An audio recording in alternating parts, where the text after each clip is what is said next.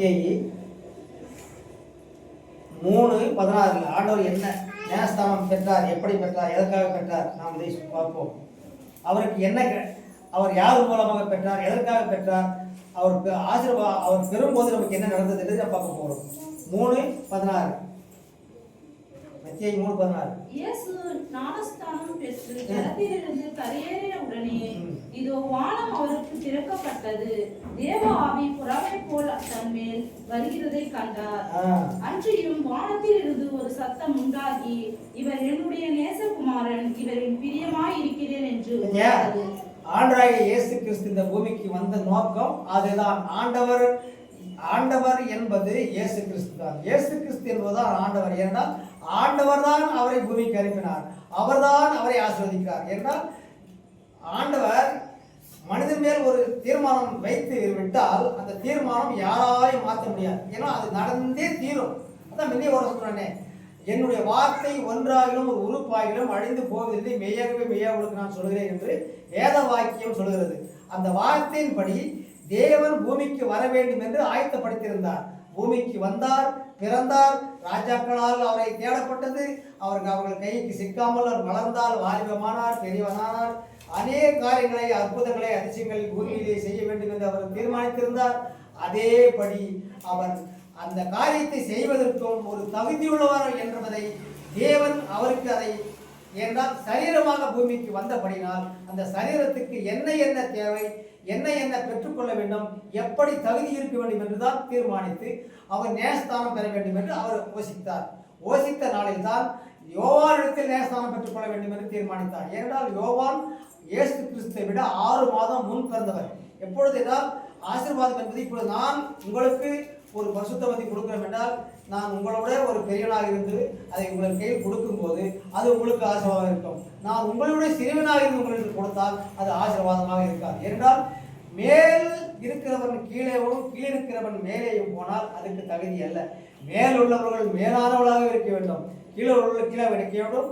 எப்பொழுதும் சொல்வார்கள், ஜலம் ஊற்றப்படும் போது நாம் கீழே கையேந்தி பெற்றுக்கொள்ளக்கூடியவர்களாக இருக்க வேண்டும். அப்பொழுதுதான் அது நமக்கு தாகம் தீர்க்கும். தண்ணி மேலே வரும்போது தான் நம்ம அந்த தண்ணியை அதை பிடிச்சி குடிக்க முடியும். கீழே இருந்து நாம் அதை எகிரி தண்ணி கை வந்து விழுமா? விழாது. அதுதான் கடவுள் கொடுக்கிறது மேலிருந்து வரும். நாம் கீழே இருக்கிறவர்கள் அதை நாம் பெற்றுக்கொள்ள வேண்டும். மீண்டும் அதை நாம் அனுப்ப முடியாது. அப்படித்தான் கடவுளுடைய ஆசீர்வாதமும் இப்படித்தான். என்றால் அவர் எனக்கு சொன்ன தீர்மானத்தின்படி நேசஸ்தானம் எடுக்க ஆயத்தமானார். ஆயத்தமாகும் போது அவர் நேசஸ்தானம் பெற்றார். நேசஸ்தானம் பெறும்போது அவருக்கு இந்த கொடுக்கப்பட்ட தேவ வார்த்தை ஆகாயத்தில் நாம் யாரும் காணக்கூடியதில்லை. ஆனால் அவர்கள் கண்டார்கள், வார்த்தையை கண்டார்கள், ஒரு புறாவை கண்டார்கள். ஆண்டவராகிய இயேசு கிறிஸ்து ஞானஸ்தானம் பெறும்போது அவர் மேல் என்ன இறங்கினது? புறா இறங்கினது என்று நாம் பார்க்கிறோம். இதோ ஞானஸ்தானம் பெற்று ஜலத்திலிருந்து கரையேறின உடனே இதோ வானம் அவருக்கு திறக்கப்பட்டது. தேவ புறாவை போல, தேவ ஆவி புறாவை போல இறங்கி தம்மேல் வருவதை அவரே கண்டார். யார் கண்டார்? ஆண்டவராகிய இயேசுவை கண்டார். ஆகாயத்திலிருந்து வருவதையும் அங்கு இருக்கிறவர்கள் கண்டதும் இயேசு கண்டதும் உண்மை. புறாவை போல் வந்து இறங்கி அவர் மேல் அவரை ஆசீர்வதித்தார். அவர் என்ன சொல்றார்? அடுத்தது, அன்றியும் வானத்திலிருந்து ஒரு சத்தம் உண்டாகி, இவர் என்னுடைய நேசகுமார், இவர் மேல் பிரியமாய் இருக்கிறேன் என்று சொன்னார். என்றால் அவர் நேசகுமார் என்று பிதாவானவர் பரிசுத்தர் அன்று எல்லோரு ஜனங்களுக்கும் வெளிப்படுத்தினார். இன்று அந்த ஆண்டவரை தான் நாம் பிரிக்கிறோம், அவர் தான் நம்மை ஆசீர்வதிக்கிறார். இந்த உலகத்தில் உள்ளவர்கள் யாரும் நம்மை ஆசீர்வதிப்பதும் இல்லை, நாம் யாரிடத்திலும் நாம் விரும்பி போகவும் இல்லை, போகவும் கூடாது. என்றால் தேவன் தான் ஆண்டவராகிய இயேசு கிறிஸ்து மட்டும்தான் நம்மை ஆசீர்வதிப்பார், நம்மை ஆசீர்வதிக்கிறார் என்று நாம் அனைவரும் ஏற்றுக்கொள்ள வேண்டும், அதை பெற்றுக்கொள்ள வேண்டும். அப்படி பெற்றுக்கொள்ளும் போது கர்த்தர் தாமே அனைவரையும் ஆசீர்வதிப்பாராக. அதே மத்தியில 6:19 சொல்றார். மேல் வசனம் பூமியிலே உங்களுக்கு பொக்கிஷங்களை இங்கே பூச்சியும் துருவும் அவைகளை கெடுக்கும், இங்கே திருடரும் கண்ணமிட்டு திருடுவார்கள். பரலோகத்திலே உங்களுக்கு பொக்கிஷங்களை சேர்த்து வையுங்கள், அங்கே பூச்சியாவது துருவாவது கெடுக்கிறதும் இல்லை, அங்கே திருடர் கண்ணமிட்டு திருடுகிறதும் இல்லை. இங்க எவ்வளவு நாம் இந்த பூமியில எவ்வளவு சம்பாதி சேர்த்து வைத்தாலும் அது திருடவும் கொள்ளடிக்கவும் அதை கொண்டு போகவும் தான் தீர்மானிப்பார்கள். ஆனால் நாம் தேவனிடத்தில் விசுவாசமாக இருந்து தேவ வார்த்தைகளை பெற்றுக்கொண்டு தேவ வசனங்களை கேட்டுக்கொண்டு இதை பொக்கிஷமாக சேர்த்து வைத்தால் அது பரலோகத்தில் நமக்கு சந்தோஷம் உண்டு. இதுதான் உண்மை, இதுதான் நிச்சயம். என்றால் நான் சில காரியங்களை நான் சாட்சியாக சொல்ல சில நாட்கள் கடந்து வரும். ஏனால் இன்றைக்கு சொல்ல நேரமில்லை. பரலோக பொக்கிஷம் என்பது இந்த பூமியிலே காணக்கூடாத ஒரு பொக்கிஷம். பரலோகம் என்பது இந்த மனுஷர்கள் யாராலையும் போய் நேராக பார்க்க முடியாது. நீ ஏரோப்ளானில் போகலாம், ராக்கெட்டில் போகலாம், நீ விண்வெளிக்கு போகலாம், எங்கே வேணாலும் போகலாம். ஆனால் அது ஒரு தனி ராஜ்யம். எது? பரலோகம் என்பது ஒரு அழகான ஒரு ராஜ்யம், அது அன்பான ஒரு ராஜ்யம்.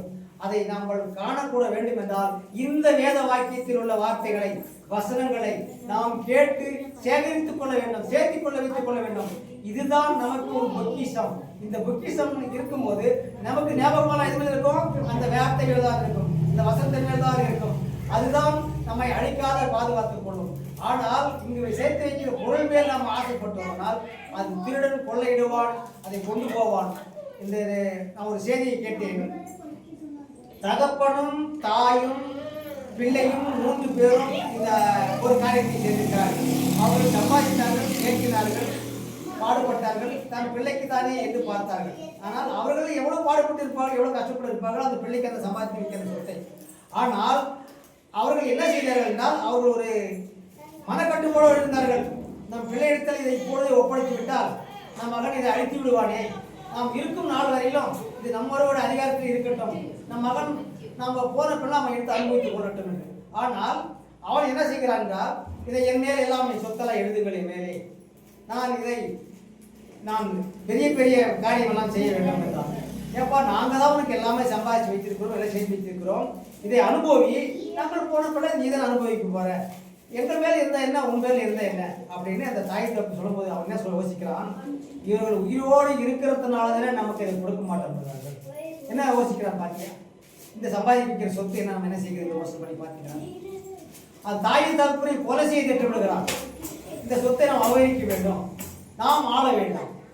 ஏனென்றால் அவன் அழிவை அவன் அறியவில்லை, அவனுடைய காரணத்தை அவன் அறியவில்லை. இது நம் அழைத்து விடுவோம் என்று அவன் எண்ணவில்லை. நாம் இதை பெரியதாக்க வேண்டும் என்று எண்ணினான். ஆனால் அதை பெரியதாக்க வேண்டும் என்று தீர்மானிக்கிறத தேவன் ஒருவர் பார்த்திருந்தான். நம்மை சிறுவனாக நினைக்கிறதும் தேவன் ஒருவர் பார்த்திருந்தான். அதான் வசனம் சொல்வது, குப்பையில் இருக்கிறவனுடைய கோபுரத்திலும் கோபுரத்தினுடைய குப்பையை தள்ளக்கூடியவர் ஆண்டவர். அவரால் எல்லாம் கூடும், எல்லாம் ஆகும். ஆனால் இந்த தவறான காரியத்தை தான் இங்கு வசனம் சொல்வது, இங்கே எதையும் சம்பாதித்து சேர்த்து வைக்காதீர்கள், பரலோகத்திலே சேர்த்து வையுங்கள் என்று. நாம் பரலோகத்தை சேர்த்து வைக்கும் போது நமக்கு எந்த அழிவும் இல்லை. இந்த பூமியிலே நமக்கு எந்த எதிர்ப்புகள் வந்தாலும், எந்த காரியங்கள் வந்தாலும், எந்த நிகழ்வுகள் வந்தாலும் தேவன் நம்மை தப்பு வைப்பார். இது நிச்சயம், இது உறுதி. ஏன்னா என்னுடைய சரீர விதமாக நான் அனுபவித்ததை நான் உங்களுக்கு இதை என்னுடைய அனுபவபூர்வமாக சொல்கிறேன். எவ்வளவோ கஷ்டங்களை அனுபவித்திருக்கேன். ஆனால் எனக்கு எந்த உதவியும் இல்லை இந்த உலகத்தில். அண்ணன், தம்பி, மாமன், மச்சான், சொந்த பந்தம் எந்த உதவியும் எனக்கு இல்லை. என்னவென்றால் எப்பொழுது எனக்கு 10 ரூபாய், 100 ரூபாய், 1000 ரூபாய் கொடுக்க ஜனங்கள் முன் வந்தார்கள் என்றால் நான் கால் ஒடிஞ்சி படுத்த படுக்கை இருக்கும் போதுதான் என் ஜனங்கள் அன்றைக்கு தான் வந்து 150, 1000 கொடுக்க உதவினால்தான். அதுக்கு முன் யார் உதவியும் இல்லாமல் தான் இந்த பூமியை நான் வாழ்ந்தேன். இதை நான் உங்களுக்கு ஏன் சொல்கிறேன் என்றால் மற்றவர்களை எதிர்பார்த்து நான் வாழவில்லை. எனக்கு கடவுள் மேல் நம்பிக்கை இருந்தது, கடவுள் நமக்கு கொடுப்பார் என்று நம்பிக்கை இருந்தது. நான் உழைத்தேன், வாழ்ந்தேன், சம்பாதித்தேன், 4 பிள்ளைகளுக்கு திருமணம் செய்தேன், 4 பிள்ளைகளுக்கு வீடு வாசல் ஏற்படுத்தினேன். இதெல்லாம் என் விளக்கினால் அல்ல, என் தேவனுடைய ஆவினால் தான் இவ்வளவுமானது. என் ஆண்டவராகிய இயேசு கிறிஸ்துவை நான் ஏற்றுக்கொள்வதற்கு முன்பு இந்த பனந்தோப்பு கிராமத்தில் நான் வாழ்ந்தது ஓலை குடிசை. அந்த ஓலை குடிசையில் தான் நான் வாழ்ந்தேன். அந்த நாளில் கர்த்தர் என்னை ஆசீர்வதித்தார், சிநேகித்தார், என்னை அழைத்தார். அவருக்குள் நான் சென்றேன். அவர் என்னை இம்மாத்திரம் உயர்த்தினார், இதுவரையிலும் வைத்துக் கொண்டிருக்கிறார். இந்த நிலைக்கு என்னை இங்கு வைத்திருக்கிறார் என்றால் அவருடைய உண்மையான என் மேல் வைத்த அன்பு பாசம் மாத்திரம்தான். இந்த உலகத்தில் இருக்கிறவர்கள் 1000 பேசலாம், 1000 சொல்லலாம். அவருக்கு தரிசனம் கொடுத்து விட்டாரா, அவரோடு பேசி விட்டாரா, என்னோடு பேசவில்லை என்று தேவன் தீர்மானித்திருப்பார். யாரோடு பேச வேண்டும், யாருக்கு எப்பொழுது எதை கொடுக்க வேண்டும் என்று அவருடைய தீர்மானம் ஒவ்வொன்றுக்கும் இருக்கிறது. அந்த தீர்மானம் ஒரு நாளும் மாறாது. அதான் வசனம், என்னுடைய வார்த்தை ஒன்றாலும் மாறாது, அழியாது, ஒழியாது, ஒரு உறுப்பாகிலும் ஒழியாது என்று மெய்யாகவே மெய்யாகவே உங்களுக்கு சொல்றேன் என்று சொன்னார் வார்த்தை. அது தேவனுடைய வார்த்தை, இது நம்முடைய வார்த்தை அல்ல. இதை நாம் முழுமையாக ஏற்றுக்கொள்ளணும். லூக்கா 12:34 நாம் லாபோயத்தை எடுப்பதற்காக தீர்மானித்த இந்த வசனத்தை நாம் யோசிப்போம், நாம் இதை சிந்தித்து செயல்படுவோம். நாம் இந்த வசனத்தை படிங்க. உங்கள் பொக்கிஷம் எங்கே இருக்கிறதோ அங்கே உங்கள் இருதயம் இருக்கும். உங்கள் அறைகள் கட்டப்பட்டதாகவும் உங்கள் விளக்குகள் எரிகிறதாகவும் தங்கள் எஜமான் கல்யாணத்தில் இருந்து வந்து தட்டும் போது உடனே அவருக்கு திறக்கும்படி எப்பொழுது வருவார் என்று காத்திருக்கிற மனுஷனும் ஒப்பாகவும் இருங்கள். நாம் எப்படி இருக்கிறோம் இங்க வசனம் சொல்கிறது. நாம் யாருக்கு ஒப்பாக இருக்க வேண்டும்? கல்யாணம் செய்த ஒரு புருஷனுக்கு ஒப்பாக இருக்கும். தட்டும் பொழுது உடனே அவருக்கு திறக்கும்படி என்றால், ஒரு கணவன் வந்து ஒரு மனைவி தன் வீட்டிலே இருக்கிறாள் என்று அவள் கதவை பூட்டி கொடுக்கும் போது தன் கணவன் வந்து கதவை தட்டாள், மனைவி திறக்கூடா திறக்க மாட்டாளா? அதை போலத்தான் நாமும் ஆண்டவருடைய வருகைக்கு நாம் ஒப்பாக இருக்க வேண்டும். தேவன் நம்மை தட்டுவார் வந்து கதவை. அதுதான் நம் இதய கதவு. நம் இதய கதவு தட்டி கொண்டிருக்கிறார். நாம் திறக்க வேண்டும், அதை நாம் ஏற்றுக்கொள்ள வேண்டும், அதை நாம் சம்பூர்ணமாக பெற்றுக்கொள்ள வேண்டும். இது கர்த்தருடைய வார்த்தை, இது கர்த்தருடைய வசனம். இது நாம் கர்த்தருடைய வார்த்தையை ஏற்றுக்கொண்டதற்கு அர்த்தம் இதுதான். கடைசி வார்த்தை இந்த வார்த்தை. அடுத்த வசனம் 37. எஜமான் வரும்பொழுது பாக்கியவான். கேட்டுக்க என்ன சொல்றாங்க? எஜமான் வரும்போது விழித்திருக்கிறவர்களாக காணப்படுகிற ஊழியக்காரரே பாக்கியவான்கள். அவர்களை பந்தியில் இருக்க செய்து சமீபமாய் வந்து அவர்களுக்கு ஊழியம் செய்வார்கள் என்று மெய்யாகவே உங்களுக்கு சொல்லுகிறேன். கேட்டவத்தியா? ஆண்டவர் மெய்யாகவே சொல்றேன். நமக்கு ஆண்டவர் அதை ஊழியமாக செய்வார். நாம் அதை உறுதியாக ஏற்றுக்கொள்ள வேண்டும். இதுதான் உண்மை, இதுதான் நிச்சயம். என்ன லாஸ்ட் வசனம் எபிரேயர் 10:11. அன்றியும் எந்த ஆசாரியரும் நடந்தோறும் ஆராதனை செய்கிறவனாலும் பாவங்களை ஒரு காலம் நினைத்து செய்யக்கூடாத ஒரேவித பலிகளை அநேக தரம் சொல்லுகிறவனாலும் இருப்பான். அவரை பாவங்களுக்காக ஒரே பலியை செலுத்தி என்றைக்கும் தேவனுடைய வலது பிரதேசத்தில் உட்கார்ந்து இனி தம்முடைய சத்துருக்களை தமது பாதபடியாக்கி போடும் வரைக்கும் காத்துக் கொண்டிருக்கிறார். யாரு? ஆண்டவராகிய இயேசு கிறிஸ்து. அவர் நம்மேல் திட்டம் கொண்டு, நம்மோடு நோக்கம் கொண்டு, நம் பாவங்களை நீக்குவதற்காகவே பரலோகத்திலே காத்து கொண்டிருக்கிறார் நமக்காக. நாம் எப்பொழுது அவரிடத்தில் போய் சேருவோம் என்று நாம் தீர்மானிக்க வேண்டும். ஆனால் நாம் நீதியின் பாதையில் நடக்கும் போதுதான், தர்மத்தின் பாதையில் நடக்கும் போதுதான், சத்தியத்தின் பாதையில் நடக்கும் போதுதான் தேவனுடைய இடத்தில் நாம் போய் சேர முடியும். அவர் ஆனால் நமக்காகவே காத்து கொண்டிருக்கிறார். ஆண்டவராகிய இயேசு கிறிஸ்து நம்மை ஒரு நாளும் ஒருபோதும் கைவிட மாட்டார். இது நிச்சயம், இது உண்மை, இது உறுதி.